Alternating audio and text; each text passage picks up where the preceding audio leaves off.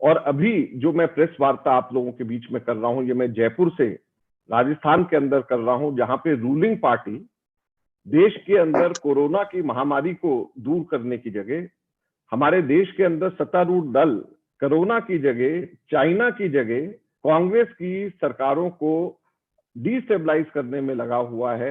और पूरा का पूरा हम लोग भी यहाँ पर, हम लोगों का भी ध्यान इस तरफ पे है, जबकि पूरी देश का, पूरी सरकार का, सब लोगों का ध्यान सिर्फ और सिर्फ कोरोना महामारी और चाइना जिस तरीके से हमारे देश की संप्रभुता पे हमला कर रहा है, सुरक्षा पे हमला कर रहा है, हमारी देश की टेरिटोरियल इंटीग्रिटी के ऊपर हमला कर रहा है, मेरे ख्याल से हम सब लोगों का ध्यान उस तरफ होना चाहिए। लेकिन दुर्भाग्य है हमारे देश का, हम लोगों का, सबका, कि हमारे देश की सरकारें इन महत्वपूर्ण चीजों की जगह केवल और केवल राजनीति में देख रही हैं। यही आज राहुल गांधी जी ने कहा कि चीन को इसका सबसे बड़ा फायदा मिलता है जब हम लोग आपस में झगड़ते हैं, जबकि हम लोगों को मिल करके कोरोना की महामारी से झगड़ना चाहिए, उससे लड़ना चाहिए। और चीनी आक्रमण एक तरीके से जो हो रहा है, हमारे टेरिटोरी के ऊपर उनका कब्जा करते जा रहे हैं, उसके ऊपर हो रहा है। आज हम आप सब लोगों के सामने फिर से एक डिस्टर्बिंग न्यूज के साथ में बात शुरू करना चाहते हैं। आज की अखबारों ने, हेडलाइंस में बहुत सारी अखबारों ने दिया है कि पिछले एक हफ्ते से जो पीएलए है, जो एग्रीड, जो उनका वापसी करने का जो प्लान था, वो वापस नहीं हो रहा है। इसीलिए 40,000 पीएलए ट्रूप्स अभी भी हमारे उन स्थानों पे हैं जहां से उनको वापस जाना चाहिए, जिसको डेप्थ एरिया कहा जाता है। हमारे 4 मीटिंग कमांडर कॉर्प्स के हुए, जो आखिरी मीटिंग 14 जुलाई को हमारा और चाइना के कमांडर कॉर्प्स का हुआ, उसके बाद में चाइनीज पीएलए अपने स्थान से पीछे नहीं हट रहे। पिछले एक हफ्ते से भी ज्यादा लगातार 14 जुलाई के बाद, हमारी चौथी मीटिंग के बाद, अभी तक के चाइनीज पीएलए जो हटना चाहिए वो नहीं हट रहे हैं। और यह इसलिए भी महत्वपूर्ण हो जाता है कि केवल 3 दिन पहले हमारे डिफेंस मिनिस्टर ने कहा है कि कोई गारंटी नहीं है कि हम लोग बातचीत के द्वारा हम लोग किसी भी प्रकार से हम समाधान उसका निकाल सकें। तो हैरानी की बात यह है कि जब बातचीत के द्वारा कोई समाधान निकलने का कोई सामने कोई रास्ता नजर नहीं आ रहा है, तो फिर सरकारें कर क्या रही?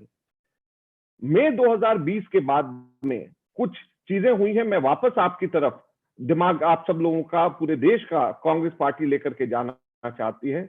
हम सब लोग जानते हैं कि किस प्रकार से इंडियन फोर्सेस को पेट्रोलिंग पॉइंट 10 और 13 के बीच में जो हमारी जमीन है, वहां पर पेट्रोलिंग करने से हमारी अपनी सरजमी पर, जिसको हम लगातार करते आए, चाइनीज आर्मी पीएलए ने हमारे को उसमें रोका।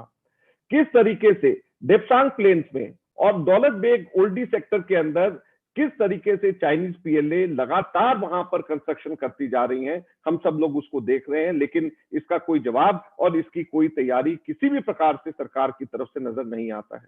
हम लोगों ने देखा कि आईटीबीपी को, जो हमारे Indo Tibetan border police force है, उसको पीछे धकेल दिया गया फिंगर 4 से, और फिंगर 4 से धकेल करके फिंगर 3 और 2 के बीच में डाल दिया गया। और साथ में चाइना अभी भी फिंगर 4 और फिंगर 8 हमारी जो जमीन है उसके अंदर अपनी आर्मी के साथ में बैठा हुआ है, और इसका कोई हमारे को रास्ता और कोई हमारे को जवाब सरकार की तरफ से नहीं मिल रहा है।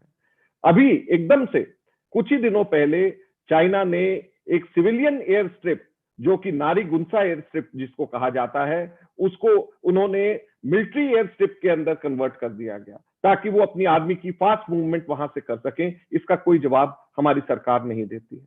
तो इसलिए आज कांग्रेस पार्टी 6 सवाल मोदी सरकार से पूछना चाहती है, और ये बड़े महत्वपूर्ण सवाल है, और हम उम्मीद करते हैं कि इन सवालों का जवाब मोदी सरकार जरूर देगी।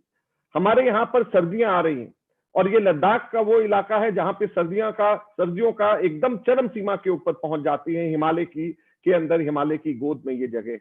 जब चाइनीज पीएलए वहां से वापस नहीं आ रही है, जिस तरीके से अब रिपोर्ट्स आ रही हैं, एग्रीमेंट्स हमारे हुए हैं, तो क्या हमारी सरकार को इस चीज का पता है, इस चीज का आभास है कि 40,000 पीएलए ट्रूप्स अभी भी वहीं पे हैं और वापस नहीं जा रही? और अगर ऐसा है तो फिर हमारे रक्षा मंत्री, हमारे विदेश मंत्री, हमारे प्रधानमंत्री इन सब चीजों के ऊपर चुप क्यों है? उनका क्या प्लान ऑफ एक्शन है? देश ये जानना चाहता है। सबसे पहला प्रश्न हमारा ये है कि देश जानना चाहता है कि जब 40,000 पीएलए जो एग्रीड, जिस गति से उनको पीछे जाना चाहिए, आज अखबारों में आ रहा है पिछले एक सप्ताह से ज्यादा, 14 जुलाई को जो आखिरी मीटिंग हुई थी उसके बाद इन्होंने पीछे जाना बंद कर दिया है। तो हमारी सरकार का क्या प्लान है? और एक सजग और सशक्त विपक्ष के तौर के ऊपर कांग्रेस पार्टी पूछना चाहती है सरकार से कि बताएं कि उनका क्या प्लान है, देश ये जानना चाहता है। और सर्दियां सामने आ रही हैं, सर्दियों की तैयारी करनी है हमारे, अगर वहां पर जवान वहां पर हैं तो उनके लिए क्या इंतजामात हैं और किस तरीके से इस पूरे हालात को ये डील कर रहे हैं। दूसरा जो सबसे बड़ा प्रश्न है कि प्रधानमंत्री जी ने ये कहा था कि चाइना हमारी टेरिटरी के अंदर नहीं है, ऑल पार्टी मीटिंग 19 जून को। अब आर्मी जनरल्स ये कह रहे हैं, डिफेंस मिनिस्टर खुद ये कह रहे हैं, और सभी के सभी सैटेलाइट इमेजरी और सबके सब लोग ये कह रहे हैं और सबका मानना है कि चाइनीज आर्मी हमारी टेरिटरी, हमारी सरजमी पे है। तो क्या हमारे देश के प्रधानमंत्री ने असत्य बोला? क्या हमारे देश के प्रधानमंत्री ने ऑल पार्टी मीटिंग के अंदर मिसलीड किया? आज देश ये जानना चाहता है। और तीसरा प्रश्न हम राजनाथ सिंह जी से करना चाहते हैं कि उनका क्या मतलब है जब वो कहते हैं कि कोई गारंटी नहीं है कि हम लोगों के इस जो टॉक्स अभी चल रहे हैं चाइनीज के साथ में उसमें कोई सोल्यूशन निकल पाए। तो इसका क्या मतलब है कि मोदी सरकार ने क्या इस चीज को मान लिया है? एक तरफ में प्रधानमंत्री कहते हैं कि चीनी हम लोगों के यहाँ पे पीएलए अंदर नहीं आए हैं, और दूसरी तरफ हमारे रक्षा मंत्री ये कहते हैं कि कोई सोल्यूशन इससे चाइनीज टॉक्स जो हो रहे हैं उससे निकलने वाला नहीं है। तो ये आपस में एक दूसरे के विरोधाभास की स्टेटमेंट क्यों दे रहे हैं, एक दूसरे के विपरीत स्टेटमेंट क्यों दे रहे हैं, और दोनों के दोनों की स्टेटमेंट से अलग अलग जो है मतलब निकलते हैं। तो असली में क्या बात है, देश आज ये जानना चाहता है। चौथा प्रश्न हमारा ये है कि यह जो रिपोर्ट्स आ रही हैं, सैटेलाइट की इमेज आ रही है कि दौलत बेग ओल्डी सेक्टर में और देपचांग सेक्टर के अंदर प्लेन्स में वहां पर कंस्ट्रक्शन लगातार चाइनीज कर रही है। तो हमारी क्या पॉलिसी है कि हम लोग जो है चाइनीज की इस कंस्ट्रक्शन को रोकें? हमारी क्या पॉलिसी है कि हम लोग इस जो ट्रांसग्रेशन हो रहा है चाइनीज आर्मी का हमारे इलाकों के अंदर, और दौलत बेग ओल्डी और दिपचांग सेक्टर लगातार हम लोगों के पास में रहा है, तो क्या हम लोगों की सरकार की पॉलिसी है? आज हम लोग इस सरकार से ये जानना चाहते हैं। हम पांचवा प्रश्न ये पूछना चाहते हैं कि क्या ये सच है कि चाइना अभी भी 8 किलोमीटर हमारी टेरिटरी के अंदर और पैंगोंग से लेक एरिया में, जिसमें फिंगर 4 से फिंगर 8 तक के बीच में है, अभी भी चाइना उस टेरिटरी को अपनाए बैठा है, उस टेरिटरी पे कब्जा जमाए बैठा है, और किस तरीके से हमारी मोदी सरकार इनको वापस भेजना चाहती है? जैसे मैंने कहा कि आज की हमारी पत्रकार में आप सब लोगों को संबोधन करने का मुख्य बात यह थी कि पिछले एक हफ्ते से 10 दिन से जो एग्रीड कमांडर कॉर्प्स की मीटिंग के अंदर जो एग्रीमेंट था आपस में, चाइना उसको फॉलो नहीं कर रहा, और लगातार चाइना उसके अंदर अभी भी हमारे जमीन पे कब्जा जमाए बैठा है। तो फिर जब टॉक्स हमारे रक्षा मंत्री कहते हैं कि उसका कोई गारंटी नहीं है, और जो हमारे कमांडर कॉर्प्स के लेवल पे भी जो बातें हुई हैं उसको भी मानने से मना कर दिया है, तो अब जब हमारे पैंगोंग से लेक में फिंगर 4 और फिंगर 8 के बीच में चाइनीज हमारी टेरिटरी में कब्जा जमा करके बैठे हैं, तो उसका क्या सोच, किस तरीके से उसका जवाब हमारी सरकार देने की सोच रही है, हम सरकार से ये जानना चाहते हैं।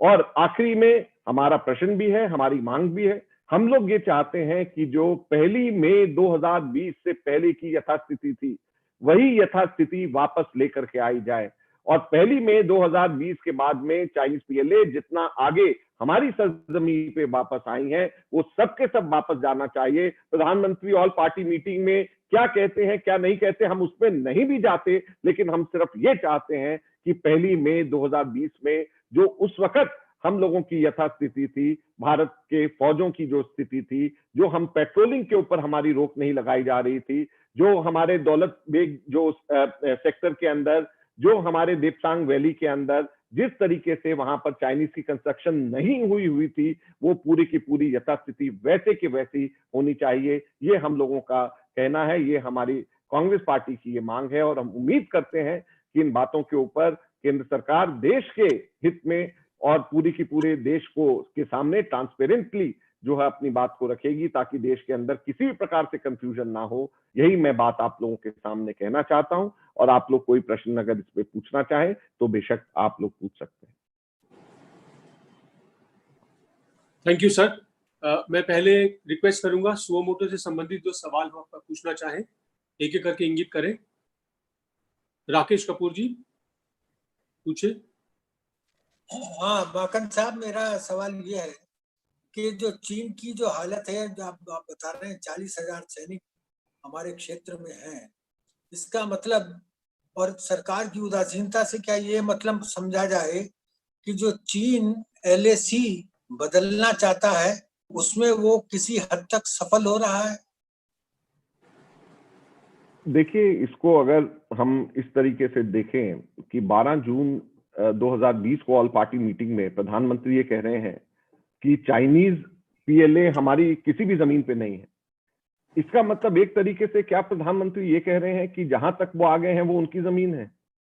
तभी तो हम ये कहते हैं कि प्रधानमंत्री को इस पे स्पष्ट करना चाहिए और यथास्थिति जो 1 मई 2020 की थी वो स्थिति आनी चाहिए। और हम लोग ये मानते हैं कि जो 1 मई 2020 की जो स्थिति थी वो एक्चुअल LAC थी, और उसी 1 मई 2020 की यथास्थिति के ऊपर PLA को भी पीछे हटना चाहिए और भारत की फौजों को भी वहां तक आगे जाने का पूरा अख्तियार होना चाहिए। ये हमारी सरकार से ये मांग है, उसके अलावा कुछ नहीं। Thank you sir. अगला रिक्वेस्ट है सुनील प्रभु जी का। Sunil, are you there? Can you hear? Yeah, I can hear you. My question is not on the suo moto, if I may be permitted. On the Rajasthan situation, the speaker's decision, that is the Supreme Court's decision that has come, and they're not listening to the speaker. Is this a setback for you? And would you still advise Mr. Gehlot now to wait before he can test his the numbers in the floor of the House? Well, first of all, Pranav ji, am I allowed to answer this? Sure, sir. Why not? There are other questions from suo moto as well, but I think we will take it after this. Okay. So, because once we start Rajasthan, so then there'll be some other also. Then let us wait. Sunil ji, shall I wait for this suo moto? No problem. INS से सैयद पूछना चाहते थे। Syed, suo motu पर है आपका सवाल? नहीं sir, Rajasthan में पूछना था। फिलहाल आप सुओ मोटो पर है? जी हाँ। राजस्थान। सर, सवाल ये है कि जिस तरह से आपने भारत और चीन की सीमाओं के संबंध में जो एक विशेष जानकारी शेयर करी, और हालांकि इस जानकारी को कांग्रेस पार्टी समय समय पर शेयर करती आई है, मौजूदा परिस्थितियों में आपको लगता है कि अब भारत सरकार को, खासतौर से विपक्ष, क्या ऐसी मांग करने की सोचता या संभावना रखता है कि अब इंटरनेशनल लेवल पर इस इशू को उठाना चाहिए, या उन फोर्सेस की मदद लेनी चाहिए जो सही मायनों में इस इशू को भारत के पक्ष में कहीं ना कहीं एडवोकेसी कर सकते हैं इसकी? देखिए, सबसे पहले तो जो हम लोगों की जो मांग है वो ये है कि जो अभी की रियलिटी है उसको हमारी सरकार जो है उसको एक्सेप्ट करे और उसको जनता तक के बताए कि असलियत क्या है। और दूसरा जो है, 1 मई 2020 तक की जो स्थिति थी, जो जमीनी हकीकत थी, वहां पर हमारे को जाना चाहिए और उसके अंदर जो है हम लोगों को कोशिश करनी चाहिए और यह सरकार को बताना है कि इसको किस तरीके से हल करना है। कांग्रेस पार्टी का हमेशा से मानना है कि भारत की प्रभुता पे कोई भी कॉम्प्रोमाइज नहीं होना चाहिए, हमारी टेरिटोरियल इंटीग्रिटी पे कोई कॉम्प्रोमाइज नहीं होना चाहिए, ये हमारा मानना है। जी सर, मैं अगला सवाल लेता हूँ। जैनेंद्र, क्या आपका सवाल सुओ मोटो पर है? Yes sir. जी पूछिए। Thank you sir. पूछिए सवाल। जी बिल्कुल। मागन सर नमस्कार। सर मेरा सवाल ये है कि आज सुबह कांग्रेस सांसद मनीष तिवारी जी ने एक ट्वीट किया और उन्होंने सवाल उठाया कि क्या कोई पर्सनल कमिटमेंट चाइना से वुहान और मल्लपुरम में किया गया था यूएस के रिगार्डिंग, जिसको फुलफिल किया, जिस वजह से चीन ने अतिक्रमण किया है और बातचीत जो है वो भी रुक गई है, और जो ओपेसिटी था इनफॉर्मल समिट के।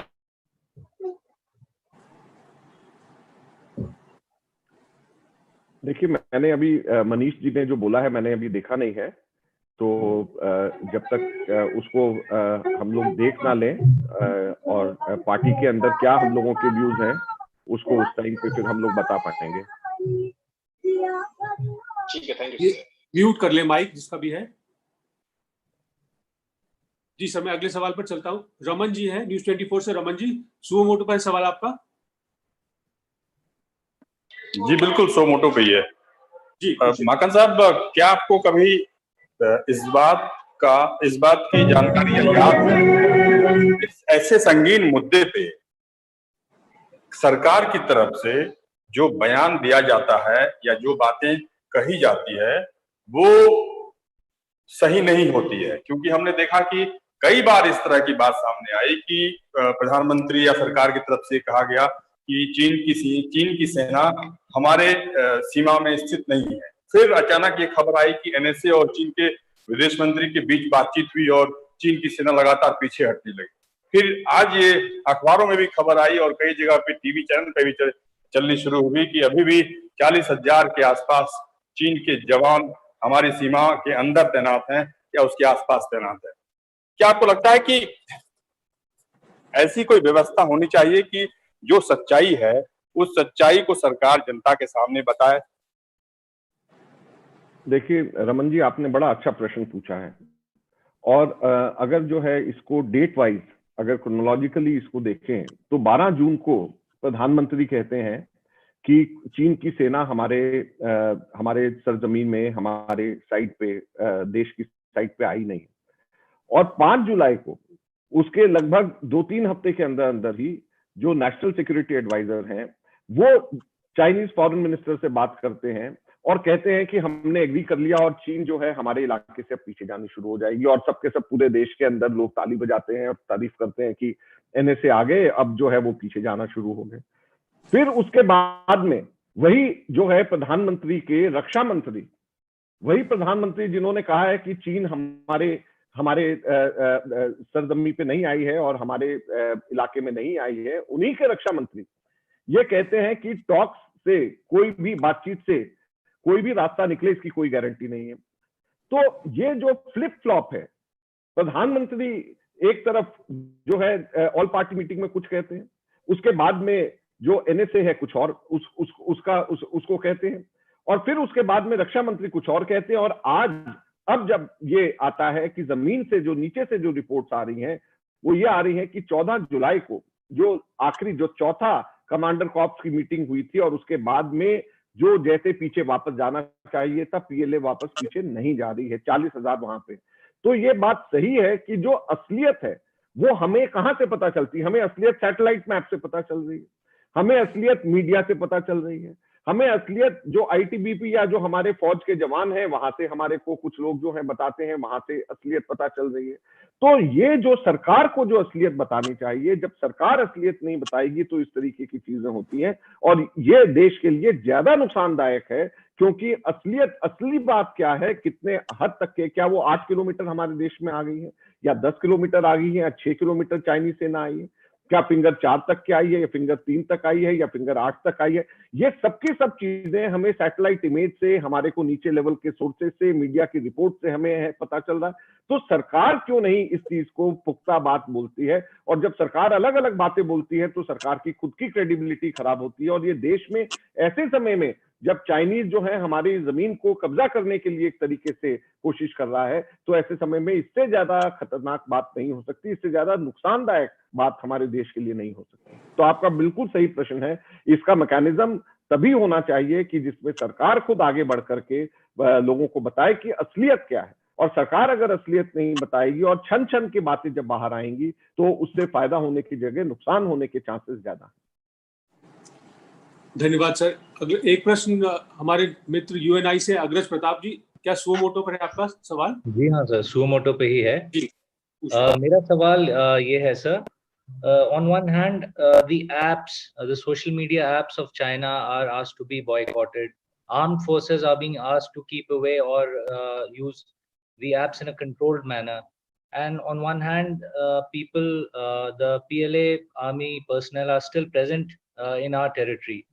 एक तरफ सरकार ये कहती है कि कोई हमारी टेरिटरी में नहीं है, लोगों के प्रति ये जागरूकता बढ़ाई जा रही है कि चाइनीज प्रोडक्ट्स और चाइनीज ऐप्स को आप बहिष्कार करें। तो असल में ये चल क्या रहा है? क्या लोगों के सामने से कोई मतलब उनकी नजरों से कुछ छुपाया जा रहा है या डाइवर्ट किया जा रहा है और पीछे से कुछ और चल रहा है सरकार का चाइना के साथ? देखिए, जैसे मैंने कहा कि सरकार की खुद की स्टेटमेंट्स अलग अलग आती हैं। प्राइम मिनिस्टर कुछ और बोल रहे हैं, रक्षा मंत्री कुछ और बोल रहे हैं, एनएसए कुछ और बात कह रहे हैं, और फिर उसके बाद में न्यूज़पेपर की रिपोर्ट्स कुछ और आती हैं। तो जब सब चीजें आपस में एक दूसरे से एक तरीके से अलग अलग बातें सामने आती हैं तो कंफ्यूजन है। लेकिन एक बात तो सबके सब कह रहे हैं कि चाइनीज आर्मी हमारी टेरिटरी में आ गई है और 8 किलोमीटर तक लगभग हमारे टेरिटरी में आकर के कब्जा करके बैठी हुई है। 40,000 चाइनीज आर्मी हमारी टेरिटरी में आकर के बैठी हुई है, जो जिसपे कहीं पे भी अब लगता है कि कोई डिस्प्यूट नहीं है। तो ये ऐप बैन करने या दूसरी सब चीजें, ठीक है, सरकार का अपना तरीका है दबाव डालने का, लेकिन असलियत में जो हमारी कोशिश होनी चाहिए, जिसमें सरकार की कोशिश की तरफ से कोशिश लगता है कि नहीं हो रही है, क्योंकि सरकार इस बात को मानने को ही तैयार नहीं है। जो हमारी जो मुख्य बात है वो ये है कि 1 मई 2020 तक की जो वस्तु स्थिति है उस स्थिति तक के हमारी स्थिति जमीन के ऊपर होनी चाहिए, और चाइनीज आर्मी को उतना ही पीछे जाना चाहिए और इंडियन आर्मी को उतना आगे आना चाहिए जो 1 मई 2020 की स्थिति है। तो उस तरफ कोशिश होनी चाहिए। बाकी सब की सब चीजें बेमानी है और सरकार को असलियत बतानी चाहिए और असलियत माननी चाहिए। Thank you sir. मैं और मुद्दों पर फ्लोर खोलता हूं। पहला सवाल लेते हैं सर सुनील प्रभु जी का। Would you like the question to be repeated sir? Yeah, if you can repeat it. Sunil ji, if you can repeat the question, please. Yeah, sir, basically, is today's Supreme Court's decision a setback for you? And would you advise Mr. Ashok Gehlot to wait for some time till tomorrow or subsequently before you decide for testing on the floor of the House? Well, we are very confident. First of all, we've got the numbers with us. And as far as the numbers are concerned, we have no problem with the numbers. And we will prove majority on the floor of the House. And Congress's MLAs who didn't attend our meetings, they have gone to the High Court, first of all. So now there are two views. Some section of people here feel that we should wait for the High Court decision. And once the High Court decision comes tomorrow, then we should go in for a floor test so that no one has anything to wait for, any court decisions to wait for. But whatever it is, as far as the floor test is concerned, we are very confident that we will easily cross the majority mark by, and there'll be at least 15 to 20 members difference between between the MLAs who are in favor of the government, who support the government. Thank you, sir. We'll take the next question. IANS, Syed from IANS, please ask the question. Sir, as a special observer to Rajasthan, did you try to... I think Sunil is asking a supplementary. If he wants to ask a supplementary, please, Sunil Prabhu, if you want to, are you asking something else? No, sir. I mean, I just said, are you disappointed with what the Supreme Court did today? Well, when you go to the court, these days, we don't expect favorable decisions from the court. So when we go to the court, we prepare ourselves for a decision which is not in our favor. It is not like it is not only a legal battle; it is mainly a political battle. And legal battle is just a part of the entire political battle, a part of the political battle. And knowing fully well, understanding fully well that the courts may not give decision in our favor, we have prepared our political plan. And as I told you, the most important thing is the number in the House. So once that number is with us, we don't need to worry for anything else. Hindi में भी अगर हाँ, कुछ लोग हिंदी में भी चाह रहे सर सवाल का जवाब। तो हिंदी में पूछ लें जो अनुराग आप हैं? हाँ जी। माकन जी फ्लोर टेस्ट को लेकर के चर्चाएं चल रही हैं, तो क्या आप लोग इंतजार करेंगे हाई कोर्ट के फैसले का? आप ये सुझाव देंगे गहलोत जी को फ्लोर टेस्ट पर जाने से पहले? देखिए, हाई कोर्ट का निर्णय अब कल सुबह आएगा और हाई कोर्ट के यहाँ पे जैसे मैंने अभी कहा कि एक सेक्शन हमारा ये कह रहा है कि हम लोग अभी चले जाएं, एक ये कह रहा है कि कल कोर्ट का डिसीजन आने के बाद में हम फ्लोर टेस्ट के लिए जाएं, ताकि किसी को भी कोई बहाना या कोई किसी बात का और इंतजार ना रह जाए कोर्ट का। दूसरा जो है, जैसे अभी सुनील प्रभु ने भी पूछा कि क्या हम लोग डिसअपॉइंटेड हैं कोर्ट के डिसीजन से, मेरा ये कहना है कि ये पॉलिटिकल बैटल है और कोर्ट का जो है, कोर्ट के जो निर्णय है वो इसका एक हिस्सा है। जो सबसे मुख्य बात है वो ये है कि आपके नंबर्स कितने हैं हाउस के अंदर, आपके साथ में विधायक कितने हैं, संख्या कितनी है, और वो संख्या हमारी, हम सबके सब लोग संतुष्ट हैं, हम लोग पूरी तरीके से कॉन्फिडेंट हैं कि हम लोग अच्छे खासी, हम लोगों की बढ़त है। कम से कम 15 से 20 का डिफरेंस जो है होगा हमारे और जो हमारी सरकार को नहीं चाहते, इतना कम से कम का डिफरेंस हम लोगों को यहाँ पे हमारी कैलकुलेशंस के हिसाब से है। तो इसलिए हम लोग फ्लोर टेस्ट के लिए हम कभी भी जा सकते हैं, उसमें हमारे को कोई दिक्कत नहीं है। हम कभी भी असेंबली का हम बुला सकते हैं। और अभी कोर्ट में भी हम लोग नहीं गए हैं, हाई कोर्ट में सबसे पहले जो हमारे विधायक हमारी मीटिंग अटेंड नहीं कर रहे थे वो लोग कोर्ट में गए, तो इसलिए हम लोगों ने कोर्ट में उसका जवाब हम लोगों ने दिया है। और फ्लोर टेस्ट ही इसका एक रास्ता है और हम लोग पूरी तरीके से तैयार हैं, इसमें कोई दो राय नहीं। धन्यवाद सर। सैयद, क्या आपके सवाल का जवाब मिल गया? सर, मेरा सवाल ये है कि as a special observer Maken साहब, did you try to contact Sachin Pilot in these days? And secondly, why the young leaders like Sachin Pilot and who are termed to be close to Rahul Gandhi are leaving party? Has he left the party? It seems to be. No, I don't think he has left the party. So this question. He hasn't said so. Sir, वो छोड़े नहीं छोड़े, आपने तो कह ही दिया है अलविदा एक तरीके से। नहीं, हम लोगों ने तो हम उनसे सिर्फ जानकारी चाह रहे हैं, हम उनको बुला रहे हैं, हम उनसे बात करना चाह रहे हैं। जी सर, अगले सवाल पर चलते हैं। Sandeep Fukan from The Hindu wanted to ask a question. Sandeep, are you there? Yeah, I am. My question is basically a follow-up. You said that tomorrow the High Court judgment is coming, but I think it is subject to the Supreme Court order, which is hearing only next Monday. So I guess you'll have to wait. Now, you have been repeatedly saying that you have the number. No. Why do we have to wait? Because the High Court order is subject to Supreme Court's order. That's what the Supreme Court said. But as far as the floor test is concerned, if we decide to go in for floor test, we need not wait for any Supreme Court order. So that's what I wanted to say, that why have you taken so much time? If you have the numbers, you had claimed earlier that you had 109. Even if you subtract those rebel 19 MLAs, you should have the numbers. Why are you delaying? Is there a sense within the Congress that more could switch over to the pilot camp if a floor test is taken without disqualifying? No. That is not the case. We want to go in for floor test. As I said, there are two thinkings going on. One is straight away go in for floor test. The other is to go in for floor test after this High Court decision comes. So we don't have anything to wait for, because once we get a floor test, once we get majority on the from a floor test, in that case, if nothing substantial happens, we will get a 6 months time to, and in these 6 months, no one can challenge us.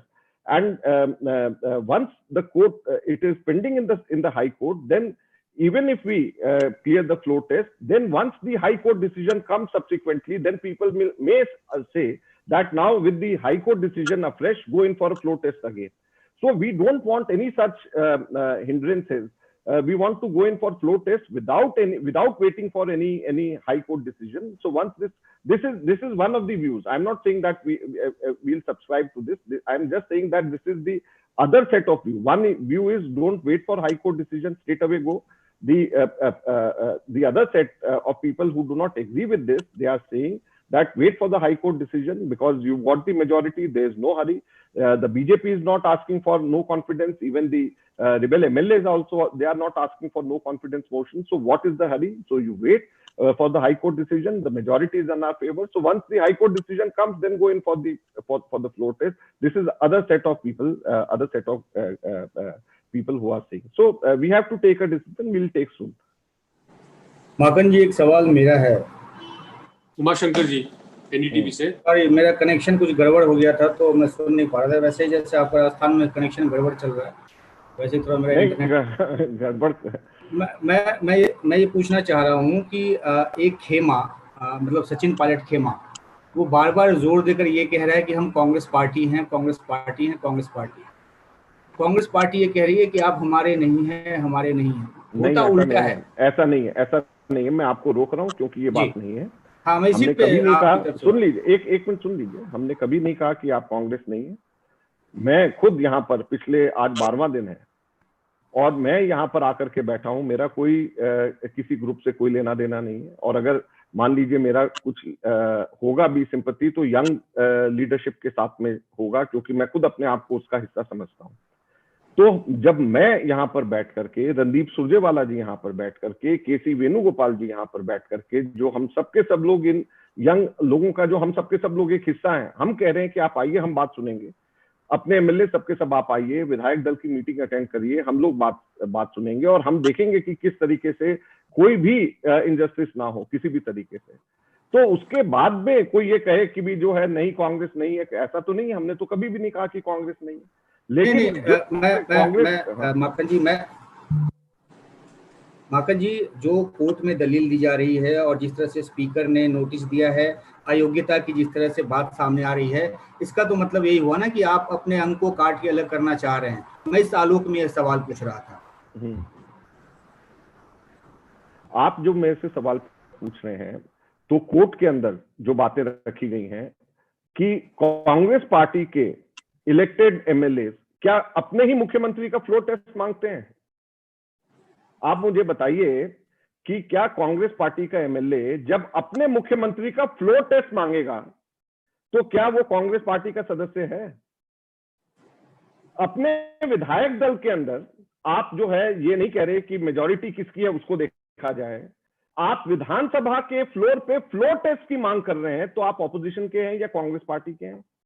आप मुझे ये बताइए। इसका अगर आप मेरे से जवाब पूछना चाहते हैं तो मैं आपसे ये पूछना चाहता हूं, आप मुझे बताएं कि फ्लोर टेस्ट की डिमांड उस पार्टी का नेता करता है या विपक्ष पार्टी का नेता करता है?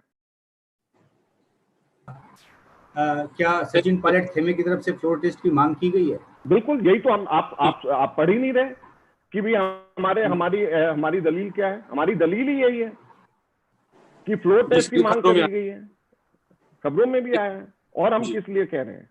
फ्लोर टेस्ट की मांग बताइए, फ्लोर टेस्ट की मांग कौन करता है? फिर उसके बाद में मुकुल रोहतगी और हरीश साल्वे क्या किसी कांग्रेस के लिए अपीयर होंगे?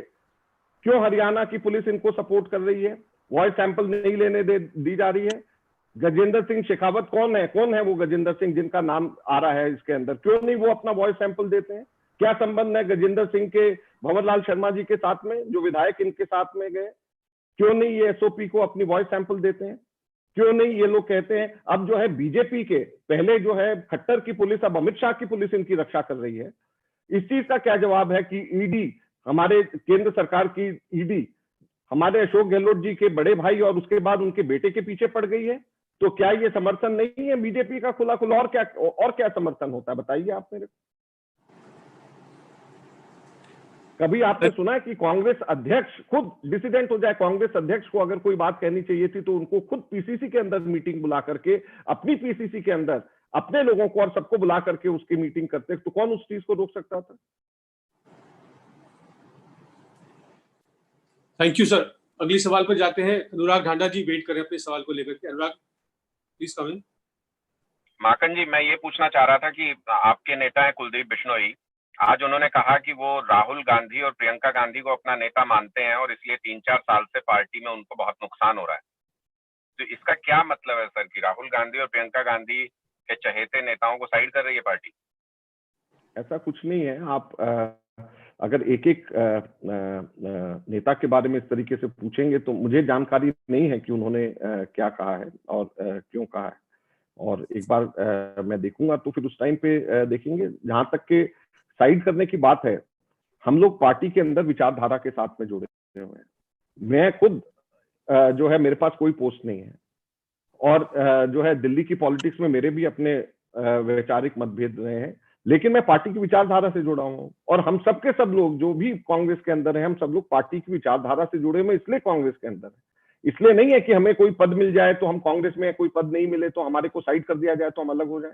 तो मेरे ख्याल से आप भी अगर इसको इस तरीके से, इस दृष्टिकोण से देखेंगे कि पद मिलेगा तो कांग्रेस में है, पद नहीं मिलेगा तो कांग्रेस में नहीं होंगे, इंपॉर्टेंस मिलेगी तो कांग्रेस में, इंपॉर्टेंस नहीं मिलेगी तो कांग्रेस में है, तो ये फिर किस बात के लिए आप कांग्रेस में है? और अगर नहीं मिलेगा तो डायमेट्रिकली ऑपोजिट, जो एकदम सीधे सीधे ऑपोजिट जो है बीजेपी, उसमें चले जाएंगे या उसकी मदद लेकर के कांग्रेस को और नुकसान पहुंचाएंगे, तो मेरे ख्याल से आप तो कांग्रेस के हितैषी ही नहीं है, तो फिर हम इन सब लोगों के बारे में क्या बात कहें? Thank you sir. एक सवाल हमारे एक साथी ने भेजा है, यूट्यूब पे देख रही है वो, ट्रिब्यून से अदिति पूछती है, in fact this is based on your statement, you said you don't need to wait for Supreme Court's hearing on Monday to hold a floor test. High Court order will come tomorrow. So should we expect a floor test this week itself, since you have just said floor test is the only solution? No. What I am saying is that there are two views. One is wait for the High Court's decision or the Supreme Court's decision, vote for this entire proceedings in the courts to be over, then go in for the floor test. This is one view. The other view is that legally we are very well within our rights to call for a session. So it can be any of the things. It can be a floor test, or it can be a session, or it can be we can wait for the entire proceedings in the courts to be over. So for us, there is no need of a hurry because we are in full majority. The opposition also knows it very well. Because of this, they are not pressing for a no confidence motion. On the contrary, it is always the opposition which presses for a no confidence motion, and the opposition itself has not come forward to press for a no confidence motion. So as far as we are concerned, to get a confidence motion, we'll see what is the best opportune time when all the there is one section of thought which feels that let us wait for the entire court proceedings to be over. So what I am saying does not give you any indication as to whether we are calling for a session or not, or when we are going for a floor test. I am just saying that we have comfortable majority with us, and at an opportune time we'll call a session, and we'll see if it is required, we'll ask for a confidence motion. Thank you, sir. It's nearly been 45 minutes. I still see 3 more questions, but they are repeat questions. लोग दूसरी बार सवाल पूछ रहे हैं, क्या बहुत जरूरी सवाल है? अग्रज जी, मैं कोरोना के बारे में एक सवाल पूछना चाह रहा था, कोविड मैनेजमेंट के बारे में। अगर भैया मेरा हो गया, क्वेश्चन हो गया मेरा। ओके, ठीक है। हाँ, जिस तरीके से हर रोज ज्यादा से ज्यादा स्पाइक कंट्री में आ रहा है, लेकिन सरकार अभी भी ये कहने को राजी नहीं है कि कम्युनिटी स्प्रेड है नहीं है। दूसरा, खासकर दिल्ली से रिलेटेड अगर हम बात करें, दिल्ली सरकार ये शो कर रही है कि वो लोग ज्यादा से ज्यादा रोज रिकवरीज लेके आ रहे हैं, लेकिन जिस तरीके से दिल्ली में अनलॉक 2 के बाद से गतिविधियां बढ़ी हैं और कोई खासकर किसी रूल का इतना फॉलो लोग नहीं कर पा रहे हैं, भीड़ इकट्ठी हो रही है, मार्केट खुले हुए हैं, तो क्या सरकार किसी तरीके का डेटा छुपा रही है इस मामले में, या कहीं ना कहीं कोई कमी छूट रही है जो आगे आने वाली और गंभीर स्थिति का इशारा कर रही है? देखिए, दिल्ली में पूरी तरीके से डेटा को छुपाया जा रहा है, और जो भी डेटा सामने आ रहा है उसको इस तरीके से प्रस्तुत किया जा रहा है, और उसके अंदर कई अखबारें और कई चैनल जो कि एडवर्टीजमेंट्स के बोझ से दबे हुए हैं, मैं बड़ा साफ ये कह रहा हूं, वो लोग उसको इस तरीके से प्रस्तुत कर रहे हैं जैसे कि दिल्ली सरकार की बहुत बड़ी अचीवमेंट है। अब मुझे बताएं कि अगर दिल्ली के अंदर 23% ये पाया जा रहा है कि उसमें एंटीबॉडीज हैं, तो मतलब 23% लोगों को दिल्ली में कोविड होकर के वो ठीक भी हो चुके होंगे। तो 23% का मतलब 40 लाख लोग, और दिल्ली के अंदर दिल्ली सरकार का उससे पहले ये कहना था कि सिर्फ 1,20,000 लोग ही संक्रमित हुए हैं, और हम बार बार कह रहे हैं कि ये फिगर दबाया जा रहा है, छिपाया जा रहा है। 1,20,000 की जगह 40 लाख लोग संक्रमित हुए हैं। हम ये कह रहे हैं कि डेथ्स की रेट्स को भी ये दबाया जा रहा है। इसीलिए ये लोगों ने, दिल्ली एकमात्र ऐसी जगह है, एक तेलंगाना और एक दिल्ली, 2 ही स्टेट्स ऐसे हैं पूरे देश भर में जहां पे डेड बॉडीज का चेक नहीं होता, टेस्ट नहीं होता कि ये इनको कोविड था या नहीं था, और सिर्फ इसलिए कि डेथ की रेट्स को छुपाया जाए। तो ये सिर्फ और सिर्फ दिल्ली सरकार इसलिए कर रही है ताकि इन आंकड़ों को दबाया जाए, आंकड़ों को छिपाया जाए। पूरी दुनिया भर में हम सब लोग इंसान हैं, पूरी दुनिया भर में अगर 2% या 3% जिनको कोविड होता है उसमें से अगर डेथ रेट है, और अगर दिल्ली ये कहती है कि 2 या 3% की जगह हम लोगों के 0.0003% है, बाकियों से 1000 गुना कम है, तो क्या हम लोग यहाँ पर दिल्ली में इंसान नहीं, क्या सिर्फ देवी देवता रहते हैं कि बाकी पूरी दुनिया के अंदर जितनी डेथ रेट्स हैं दिल्ली के अंदर जो है उससे 1000 गुना कम डेथ रेट्स दिल्ली के अंदर हो, तो क्या हम इंसान दिल्ली में नहीं है? तो इसलिए दिल्ली के अंदर दिल्ली की सरकार डेथ रेट्स भी छुपा रही है, कितना संक्रमण हुआ है उस चीज को भी छुपा रही है। और ये जो एक पूरे दुनिया भर में जो थंब रूल है कि कितना इसकी मॉर्टेलिटी रेट है, कोई कारण नहीं है कि दिल्ली के अंदर कोई हमारा न्यूयॉर्क से या यूरोप से बेहतर कोई चिकित्सा व्यवस्था वहां से बेहतर हमारे यहाँ नहीं है। हमारे यहाँ पे उनसे ज्यादा आईसीयू के यूनिट्स नहीं है, तो हमारे यहाँ पे डॉक्टर पेशेंट रेशियो हमारे यहाँ उनसे बेटर नहीं है, हमारे यहाँ बेड पेशेंट रेशियो उनसे बेटर नहीं है।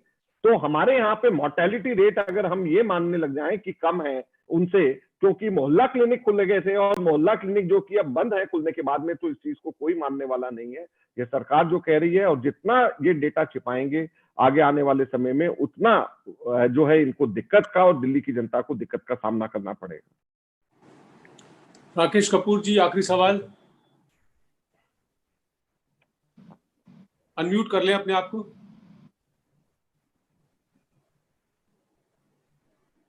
मेरा सवाल मगन जी ये है कि अब राजस्थान के संदर्भ में कि अब हाई कोर्ट के फैसले की वैलिडिटी क्या रहेगी when it is subject to Supreme Court decision. Number 1 तो इसकी वैलिडिटी नहीं रह गई है। नंबर दूसरे, जो विधानमंडल दल में जब विधायक होता है तो उस पर कांग्रेस पार्टी प्लस विधानमंडल दल के नियम लागू होंगे ना, तो इसमें सारे कंफ्यूजन, इतने जो कंफ्यूजन पैदा हुआ है, ये ऐसी स्थिति आई क्यों? आप वहां के इंचार्ज हैं, आपको बेहतर तरीके से पता होगा, स्पेशल ऑब्जर्वर है माने। नहीं, इसमें कंफ्यूजन की तो कोई बात ही नहीं है। इसमें तो स्पीकर ने हम लोगों ने महेश जोशी जी ने, जो हमारे चीफ विप हैं, उन्होंने नोटिस दिया प्रूफ के साथ में, और उसके अंदर जो सेक्शन 21A के तहत मुख्यतः हमने दिया है, जो शेड्यूल 10 में है। सेक्शन 21B के तहत नहीं दिया, विप की वायलेशन के बेसिस पे नहीं दिया। हमने ये कहा कि इन लोगों ने ऐसे कृत्य करे हैं जिससे कि ऐसा जान पड़ता है कि ये पार्टी के साथ में नहीं रहना चाहते और पार्टी के सदस्य नहीं है, ऐसे कृत्य इन्होंने किए हैं, और उसके अंदर हम लोगों ने एग्जाम्पल्स दिए हैं बहुत सारे। तो जब ऐसी स्थिति हुई है तो उसके बाद में ये बेसिस के ऊपर हम लोगों ने उनको कहा, और स्पीकर ने जब उनको नोटिस दिया तो स्पीकर के नोटिस को लेकर के वो लोग हाई कोर्ट चले गए। तो इसमें कंफ्यूजन की तो बात ही नहीं है। अगर कंफ्यूजन तब होती जब चीफ विप नोटिस नहीं देता, कंफ्यूजन तब होती जब चीफ विप कंप्लेंट के बाद में स्पीकर नोटिस नहीं देता।